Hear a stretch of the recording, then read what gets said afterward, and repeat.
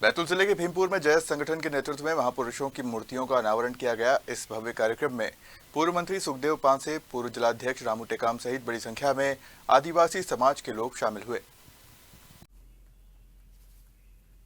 भीमपुर क्षेत्र में जयस संगठन के नेतृत्व में महापुरुषों की मूर्तियों का भव्य अनावरण कार्यक्रम आयोजित किया गया। कार्यक्रम में प्रदेश भर से आदिवासी संगठनों के प्रतिनिधि पहुंचे। आयोजन को देखते हुए प्रशासन द्वारा सुरक्षा के कड़े इंतजाम किए थे और किसी भी स्थिति से निपटने के लिए भारी पुलिस बल तैनात रहा।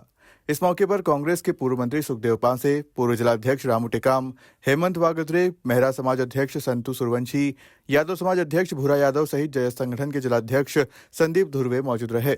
सभा को संबोधित करते हुए जयस संगठन के नेता रामदेव ककोड़िया ने बीजेपी सरकार और जनप्रतिनिधियों पर निशाना साधते हुए आरोप लगाया कि आदिवासी महापुरुषों की मूर्तियों के लिए भीमपुर में भूमि उपलब्ध नहीं कराई गई।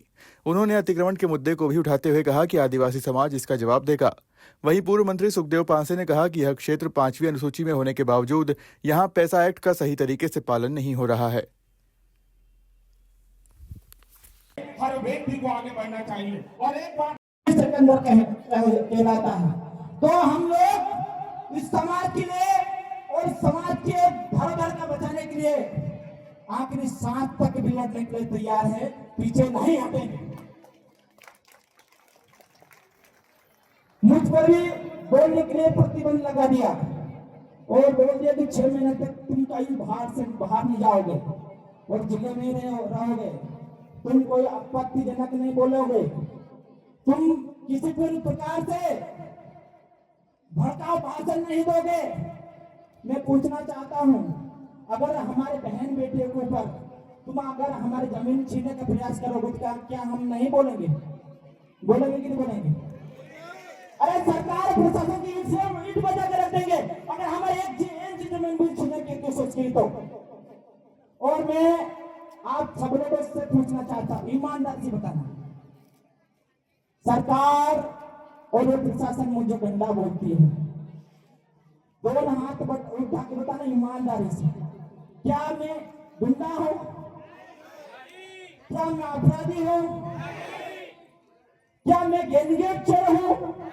आधे लोग मैं तो बहनों का हाथ नहीं उठाया, मेरा को लगता है कि मैं हूं। मैं और ये हमारे यहाँ सभी जिन्होंने देश की आज़ादी के लिए अपने प्राणों की आहुति दी, देश की आज़ादी के साथ साथ देश के पर्यावरण और प्रकृति का संरक्षण हमारे महापुरुषों ने किया। आज उन महापुरुषों प्रतिमा का एक सामाजिक संगठन द्वारा ये स्थापना किया गया है। ये हमारे लिए गौरव की बात है कि जो आदिवासी समाज, और जैसा कि हमारे नेता राहुल गांधी जी ने कहा है कि आदिवासी इस देश का मालिक है और आज उस देश के मालिकों के पूर्वजों की प्रतिमा स्थापना हो रही है। इस अवसर पर मैं सभी को बहुत बहुत बधाई और शुभकामनाएं देता हूँ और मैं समाज से आशा करता हूँ कि जिन पद चिन्हों पर हमारे महापुरुष चले हैं उन पद चिन्हों पे हम भी चलेंगे और केवल एक समाज के लिए नहीं, पूरे मानव समाज के लिए और देश के लिए, राष्ट्र के लिए हमेशा आदिवासी समाज पहले से लड़ा है, आगे भी लड़ेगा। आगे भी सभी समाजों को एकजुट करते हुए अपनी अस्मिता की लड़ाई लड़ेंगे। इन लोगों ने यात्रा निकाली थी, समस्याएं आई जिसको लेकर राज्यपाल को, तो इसमें कितना समर्थन आपकी पार्टी में? भारतीय जनता पार्टी ने पेशा कानून लागू किया और पेशा कानून का आज तक के वर्तमान सरकार क्रियान्वयन में नहीं लाई हुई है और समस्याएं आदिवासियों की बनी हुई है। कभी ताप्ती कंजर्वेशन के नाम पे, कभी प्रूफ रेंज के नाम पे, कभी अभ्यारण्य के नाम पे, कभी mega recharge, Tapti mega recharge के नाम पे।